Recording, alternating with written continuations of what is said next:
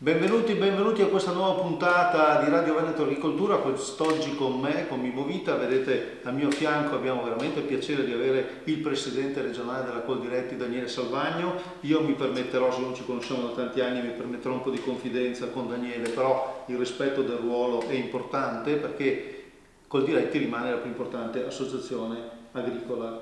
Assolutamente sì, raggruppa un sacco di contadini, tante partite IVA, quasi 50-60 mila nella regione del Veneto, e sono tutte piccole aziende agricole che fanno capo a un mondo veramente imprenditoriale autonomo. Ecco, però ovviamente c'è un'agricoltura veneta che grazie a Dio è unita, è forte, è importante, ed allora vediamo quali sono i punti di forza e i punti di debolezza. Come sempre partiamo dal negativo perché è giusto che sia così. In questo momento ci troviamo di fronte a due campagne importanti. Abbiamo la chiusura della vendemmia, siamo in chiusura di vendemmia e siamo in apertura, siamo dentro la campagna olearia. Allora come sta andando e soprattutto qual è il vostro punto di vista? Beh, insomma, io direi che la regione Veneto gode di una grande nomea e tradizione per quanto riguarda le denominazioni d'origine, e quindi abbiamo una serie di vini ad hoc che sono famosi nel mondo, a partire dal Prosecco per arrivare al Merlara, per arrivare al Sud Soave e poi non per ultimo la Valpolicella con Amaroni, Ripassi e quant'altro. Poi andiamo a toccare i Bardolini e i Lugana. Direi che abbiamo un'area così vasta e così vocata alla viticoltura che non ha uguali. Siamo riconosciuti nel mondo come i pionieri della grande qualità, della grande sostenibilità, perché sono tutte aziende che hanno un'attenzione minuziosa a far bene in casa, perché ci mettono tutta la passione del vero contadino, quella che è quella dedizione anche nel creare un prodotto dalla natura, dalla terra, perfettamente. Teniamo presente che siamo una delle regioni con un elevatissimo quantitativo di aziende biologiche. Quindi cosa vuol dire questo? Vuol dire che è intrinseca nelle aziende di Coldiretti essere sostenibili sul territorio. Questo vale anche per l'olio? Assolutamente sì, perché lì direi che ho dimensioni molto più piccole, perché 1100 ettari di oliveti ripartiti su 1000 produttori solo per le DOP. La DOP che noi abbiamo con gli Ugani, Berici e De Grappa, più la Valpolicella che ne gode quasi il 75%. E poi teniamo presente che nella regione del Veneto tocca anche il lago di Garda, quindi quel Garda di DOP che prima era trentino, bresciano e veronese, oggi è diventato un unico arenale. Dicevo prima negativo, non perché l'olio e il vino sono negativi, anzi sono assolutamente positivi, però va detto che risparmiati fortunatamente dai dazi americani, però entra dentro il formaggio, in particolare il grana. Assolutamente sì, siamo stati risparmiati da questi dazi, forse un po' perché è l'emblema dell'Italia e quindi assolutamente non dovevano toccarlo come valore aggiunto, perché gli americani sanno benissimo che l'olio fa bene alla salute, è ricco di polifenoli, di sostanze antiossidanti. L'abbiamo raccontato più volte anche nell'ultima visita che sono venuti a Verona nel mio primo insediamento come presidente provinciale di Coldiretti. E la cosa più bella che abbiamo fatto trasmettere a loro è stato il fatto di dire che noi siamo il popolo più longevo, siamo insieme con i giapponesi e siamo il popolo che vive più a lungo. E gli ho detto: voi siete delle persone estremamente amiche e pertanto non ci dovete danneggiare. Il nostro valore aggiunto è quello di offrirvi questo benessere che rientra all'interno delle nostre aziende agricole, un prodotto sano, salubre, e voi dovreste esserne i più grandi consumatori. Però quella scura è caduta lo stesso? Assolutamente sì, ma però non è detta l'ultima, perché il nostro nazionale sta lavorando giorno e notte per cercare di difendere le nostre aziende agricole, perché Coldiretti, essendo, come dicevi prima, una grande organizzazione si muove a fianco delle proprie aziende agricole, delle proprie partite IVA per far capire l'importanza del formaggio, del salume, dell'affettato buono di qualità senza additivi, del vino buono, dell'olio buono, della frutta buona, che però quest'anno soprattutto veronese, bassa veronese, bassa padovana, è colpita dalla cimice asiatica. Abbiamo avuto una grande calamità che noi stessi siamo rimasti proprio scottati. Verona e Rovigo sono state le due province veramente colpite da questa cimice asiatica, che non ha nulla a che fare con la nostra autenticità, è un qualcosa che ci viene da fuori e che siamo stati incontaminati. Come reagire?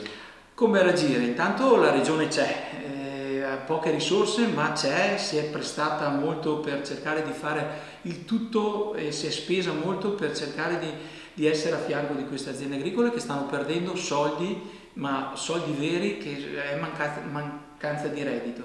Quindi un supporto anche a livello finanziario per sostenere i mutui, le reti anticimiche che sono simili alle antigrandine, e poi si è prestata anche per essere portavoce a livello ministeriale, a livello nazionale, per mettere un po' questa calamità un po' paragonabile un po' alla Xylella della Puglia. Quindi alla fine sono degli eventi che ci colpiscono dall'alto senza nulla colpa e facciamo perdere delle produzioni e delle economie importanti. Tutti questi discorsi che stiamo facendo adesso portano l'agricoltura al centro del corpo economico nazionale, però a me sembra che questo riconoscimento non ci sia del tutto.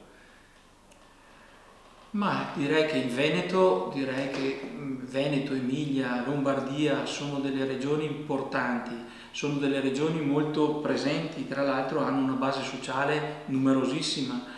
Solo pensare all'ultimo villaggio di Bologna, la presenza del Veneto era veramente straripante, ha fatto veramente pesare la presenza e la solidità di questa regione che è così importante. A livello nazionale le politiche seguono molto bene, per l'Italia è stretta e lunga, ci sono tante esigenze e io, essendo anche membro di giunta nazionale, hanno veramente un occhio di riguardo per il Veneto, perché sanno che siamo pionieri nel mondo degli agri-chef, siamo pionieri per quanto riguarda anche la legge della nuova solidarietà, perché le aziende agricole possono essere un fonte inestimabile di solidarietà sul territorio, e proprio ieri abbiamo fatto un convegno importantissimo. Insomma, sono tutte leggi regionali per mettere a disposizione delle aziende di fare economia circolare all'interno dell'azienda, ma nello stesso tempo di trasmettere economia anche al territorio, alle persone in cui hanno bisogno di lavorare. E Veneto Agricoltura in tutta questa logica? Vorrei dire che dovrebbe essere centrale, e questo dico dovrebbe perché bisogna sempre fare di meglio, ma però qua siamo nella sede centrale di Veneto Agricoltura e l'auspicio mio, di Coldiretti, di tutti i miei associati, è che voi diventiate, come da sempre, il polo, il fulcro dell'innovazione e della prospettiva futura di quello che è l'agricoltura. L'agricoltore ha bisogno di strategie innovative, vuole sapere che grani piantare, che varietà di mele utilizzare, che non siano in competizione con quelle che sono dal Cile, piuttosto che le pere con quelle che vengono dalla Bulgaria. Ecco, dobbiamo dare dei valori aggiunti importantissimi di scelte agronomiche, e naturalmente compatibili con questo clima che è in continuo cambiamento, ma io parto dal presupposto che il cambiamento è anche valore aggiunto, quindi non ci dobbiamo demoralizzare, dobbiamo essere sempre coesi, forti, a fianco di Veneto Agricoltura, perché veramente può dare una grande mano.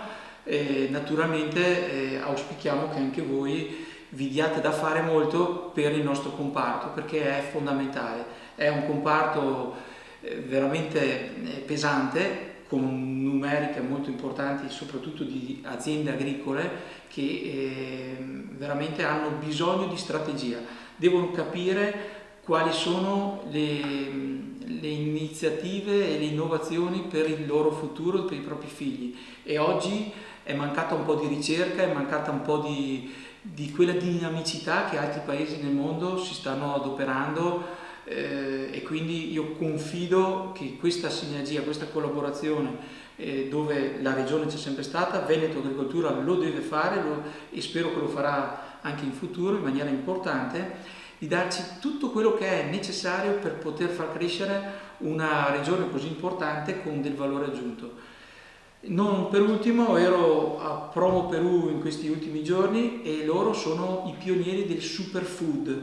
Noi dovremmo essere la grande regione che porta l'Italia ad essere un po' la nostra fotocopia e cercare di provare, testare, creare un prodotto che sia altamente di valore nutrizionale, altamente nutritivo e nello stesso tempo innovativo. Solo così possiamo distinguerci da quello che sono i mass market dei prodotti che arrivano dall'estero e che ci incontaminano solo ed esclusivamente sul prezzo. Noi dobbiamo elevarci, darci un taglio all'altezza di Coldiretti, perché Coldiretti è una grande famiglia che ci vuole bene e che vuole bene all'agricoltura italiana sostenibile. Allora strappiamo a Daniele Salvagno, presidente regionale della Coldiretti, l'impegno di rivederci qui fra 6 mesi all'inizio della primavera, così rifaremo di nuovo il punto della situazione. E io lo ringrazio allora Daniele Salvagno, presidente della Coldiretti regionale del Veneto. Mimmo Vita vi saluta, l'appuntamento con Radio Veneto Agricoltura è fra 7 giorni. Arrivederci a tutti. Grazie a voi.